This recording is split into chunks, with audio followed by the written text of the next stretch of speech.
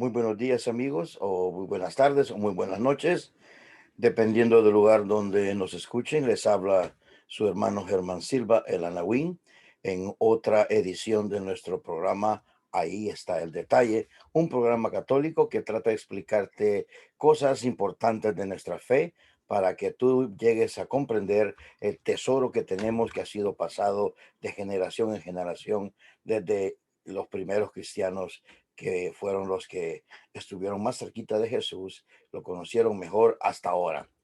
Este día es muy importante en todo el mundo. Es el segundo domingo después de la Pascua y es el día en que se celebra la festividad de la Divina Misericordia. Vamos a hablar un poquito acerca de esto y las razones importantes por las cuales no debemos de perdernos este domingo, que puede incluso llegar a ser el mejor domingo de tu vida, dependiendo de cómo tú lo tomes, de cómo lo aproveches. Veamos qué es lo que sucede. Nosotros sabemos que la iglesia católica tenemos todo el tesoro de la vida espiritual que nos fue conferido desde que Jesús anduvo aquí y luego le entregó todo ese tesoro a San Pedro, que fue el primer papa, y a todos los obispos que fueron los apóstoles, y se fue formando a través de todos los tiempos en los concilios, en los documentos de la iglesia, etcétera, etcétera. Bien, en la palabra del Señor nosotros hablamos de lo que se considera el regalo de semana de Pascua, de resurrección del Señor Jesús, cuando después de resucitado se presentó ante los discípulos y se los vio y sopló. Y cuando sopló sobre ellos les dijo: recibid el Espíritu Santo. Todos los pecados que ustedes perdonen les quedarán perdonados, y todos los pecados que ustedes retengan, retenidos quedarán. Es así como en ese momento, después de la Pascua, el momento en que ya él había resucitado y en su primera aparición a los apóstoles, él les entregó en esa fecha muy importante la autoridad del sacramento de la confesión. Es decir, todos los que llegamos como penitentes a confesarnos ante el sacerdote, que en nombre de Dios actúa, escucha nuestras pecados, nuestras caídas, y luego es en el nombre del Padre, del Hijo y del Espíritu Santo que nos perdonan los pecados, no el sacerdote, sino que en el nombre del Padre, del Hijo y del Espíritu Santo, de la Trinidad Santa. Es en ese momento que nosotros quedamos libres de ese pecado que habíamos cometido, que había de una manera ayudado a que estuviéramos separados del amor y de la relación con nuestro Dios, con nuestro Padre. Bueno, hasta ahí bien, es lo que nosotros hemos aprendido a medida que vamos creciendo en la catequesis que nos han dado en las distintas parroquias, los grupos que hemos avanzado en nuestra vida. Pero hay algo que casi nunca se escuchó o no nos explicaron. ¿Y qué es esto? Bueno, cuando uno comete un pecado, bueno, es lógico, es una acción que va en contra del plan de Dios. ¿Por qué es pecado? Porque sabemos que es una acción contraria al plan de Dios y por eso aún la cometemos. Por eso es que es un pecado. Una persona con problemas mentales que no logra entender estas cosas no comete pecado, porque no sabe verdaderamente que es una transgresión a las a la voluntad de Dios, a sus leyes. Es por esa razón que cuando nosotros transgredimos esa voluntad de Dios para nuestra vida, creamos como una barrera entre Él y nosotros, a través de la cual el Señor, como nos da la libertad, nos va dejando hasta ver hasta dónde nosotros podemos resistir el estar sin el Señor. Es así como la parábola en la cual el hijo, el menor, le pide al padre el dinero porque quiere irse a gastar, y el padre, bueno, se lo da. Él sabe que lo va a ir a desperdiciar, da gracias todos los recursos que él como padre ha obtenido de un trabajo honesto toda su vida. La herencia del hijo se la da, pero el hijo joven se la va a desperdiciar, y vemos que al final, ¿qué pasa? El hijo tiene que regresar pidiendo perdón al padre por todo lo que ha despilfarrado, todo aquel tesoro que el Padre le entregó en sus manos. Así con nosotros también. Dios nos da a nosotros el tesoro de su vida, de su sacramento, de su bendición. Pero nosotros a través de nuestra vida despilfarramos ese tesoro de mil y unas maneras. Entonces llega un momento que como el hijo pródigo nos sentimos mal y decimos, hombre, he hecho mal, he pecado contra mi Padre que está y contra Dios. Y volvemos y volvemos y vamos pensando que nos va a castigar el Padre, que qué va a pasar con nosotros, que si el Padre va a ser duro, mientras el Padre ha estado saliendo todos los días a la puerta a ver si el Hijo que se fue regresa. Así estamos nosotros. En esa parábola, eh, nuestro Señor Jesucristo ha querido sobre todo ayudarnos a entender las características del Padre de una manera mucho más importante que el hijo que despilfarró. El hijo como que tiene un rol secundario, pero el primer rol es ahí del Padre. El Padre que espera pacientemente a que el hijo se convenza de que ha actuado mal y sienta en su corazón el arrepentimiento de regresar a casa. Entonces, ¿qué pasa? Nosotros regresamos y vamos donde el sacerdote, los que somos católicos, y decimos, Padre, me quiero confesar. Y el sacerdote dice, sí, ven. Y uno le dice, Padre, he pecado contra Dios y contra el cielo y los hermanos. Tengo tanto tiempo de no hacer una confesión y mis pecados son estos. El sacerdote lo escucha a uno y cuando ya uno ha terminado, le da la absolución, es decir, el perdón de esas transgresiones. Y no es en su nombre, sino que dice cuando nos da la absolución, yo te absuelvo en el nombre del Padre, del Hijo y del Espíritu Santo. Amén. Y a uno sale de la confesión haber sido absuelto de ese pecado cometido, pero ese pecado causó una ruptura en el amor. Ese pecado causó una ruptura en la familia. Si el pecado afectó a la familia, el pecado afecta a la sociedad. Y así como vemos que el pecado individual nunca es individual, es siempre colectivo, porque lo que yo haga y lo que yo peque influye sobre mí mismo primero y luego sobre los primeros que tengo a mi cargo, que es mi familia. Y algunos pecados más serios que se convierten en pecados de una nación incluso. Por ejemplo, la injusticia institucional, la corrupción, etcétera, ¿no? Bueno, entonces el sacerdote nos da la absolución de esos pecados, pero todavía cuando nosotros nos muramos, tenemos que ser purificados de ese pecado que ya nos fue perdonado, pero tenemos que ser purificados. ¿Por qué? Porque no hay nada sucio que entre el cielo. El cielo solamente ya entran los que ya están santificados. Y a eso vamos todos, de una vez, de una manera u otra, todos vamos a llegar al cielo y todos vamos a santificarnos. Vamos a ser purificados de nuestros pecados, ya sea en vida o ya sea cuando ya después de la muerte vayamos a esta situación en la que el alma está en una purificación, como el Papa Juan Pablo lo explicó muy bellamente cuando dio hace ya muchos años la catequesis sobre el purgatorio, el infierno y el cielo, y nos dijo que son estados del alma. El estado del alma de que ansía estar con el Señor, pero que el Señor todavía no lo puede recibir allá en el cielo. Entonces está siendo purificado y ese sufrimiento del alma es solamente ayudado a tranquilizarnos con la presencia de la Santísima Virgen María. Entonces tenemos el pecado por un lado, que ya fue perdonado, por otro lado, en el sacramento de la confesión. Entonces ese pecado ya fue perdonado, esa transgresión, pero todavía tenemos nosotros que pasar por la purificación, que es la justicia, porque Dios es misericordioso, Dios es amor, pero las dos monedas, una moneda tiene las dos caras.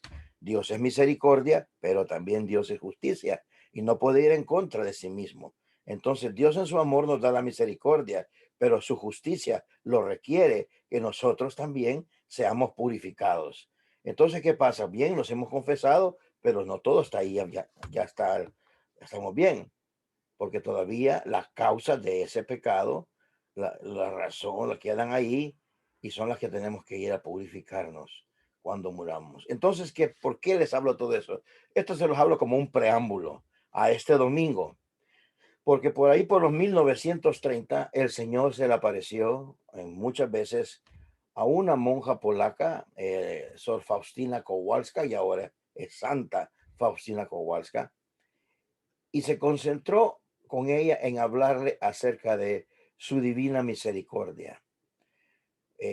A través de todos los mensajes que ella recibió y por orden de su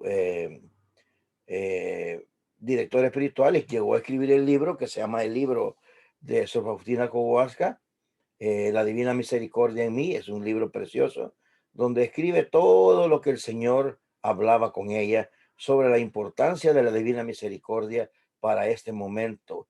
Y es lo que el Señor quiere, que nosotros, ninguno de sus hijos se pierda y que busquemos en confianza su misericordia.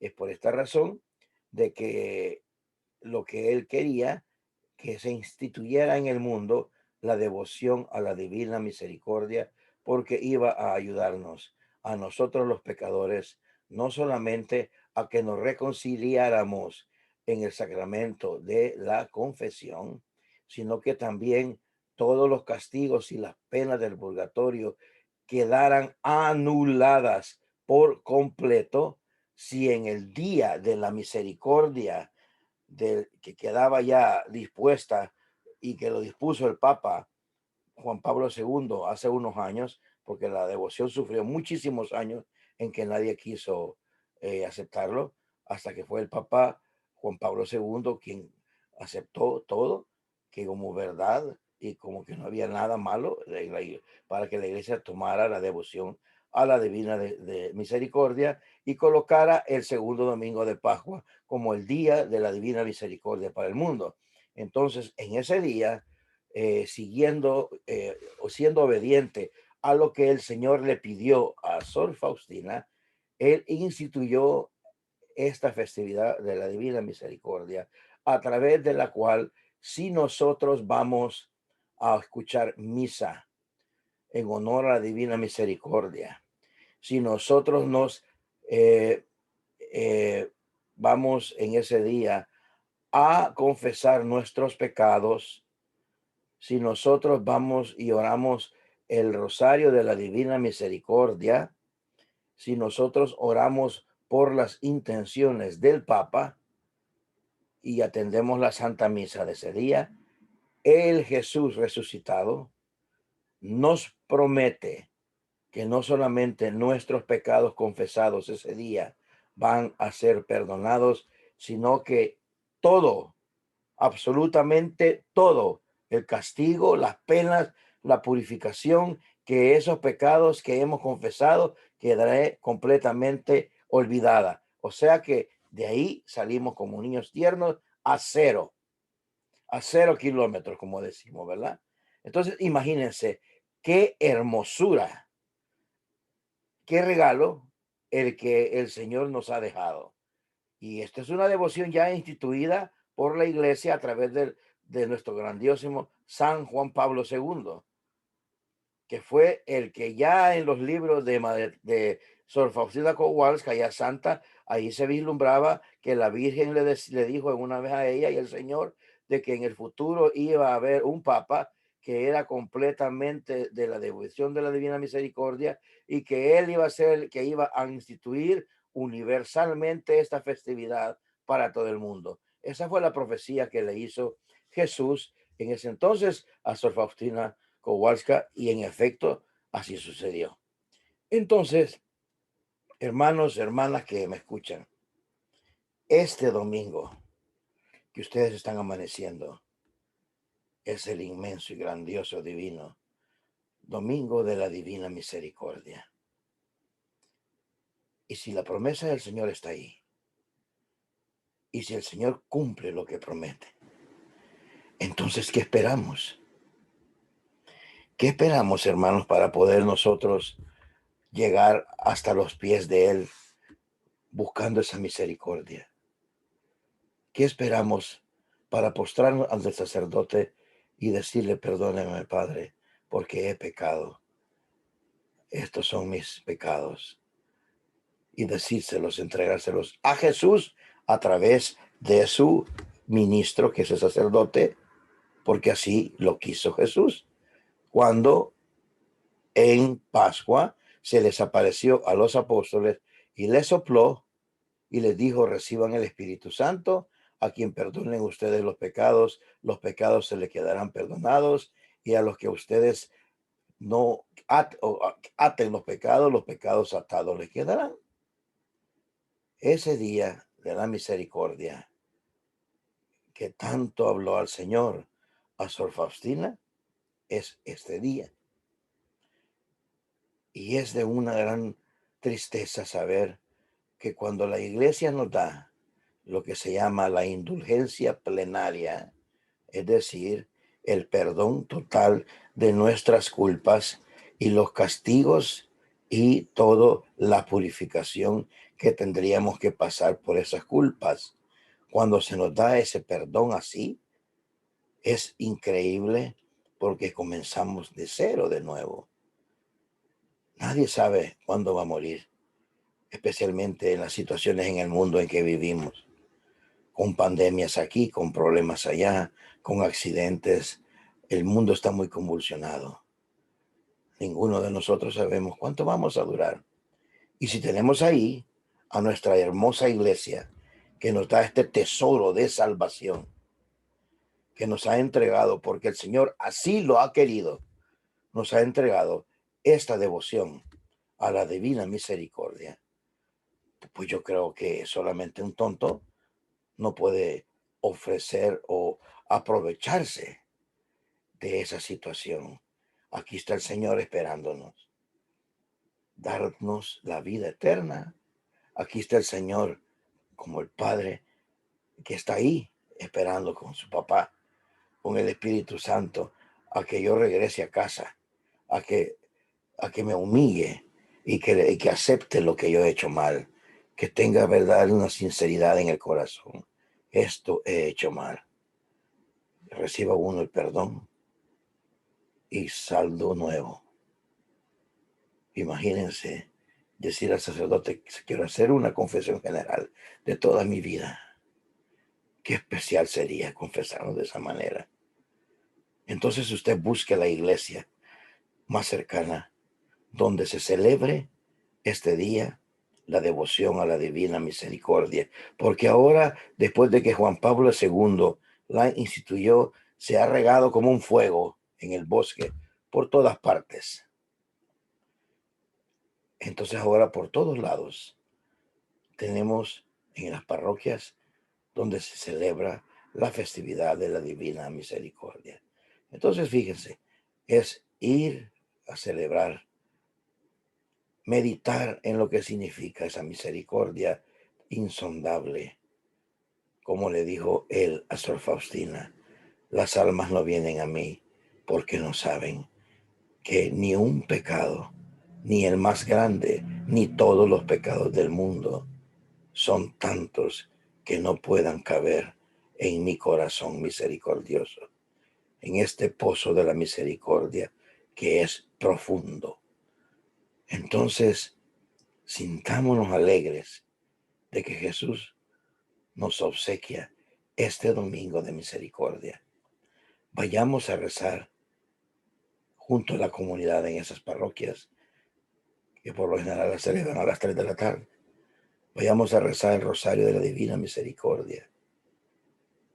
Vayamos a confesarnos, vayamos a orar por las intenciones del Papa. Llevemos un corazón contrito cuando nos confesemos de que no queremos volver a pecar, y entreguémonos totalmente en la misericordia de Dios, porque la confianza, ahí, hermanos, está el detalle, en la confianza que Dios quiere que tengamos de Él. Ahí está el detalle. Que Dios los bendiga y nos veremos en nuestra próxima entrega. Amén.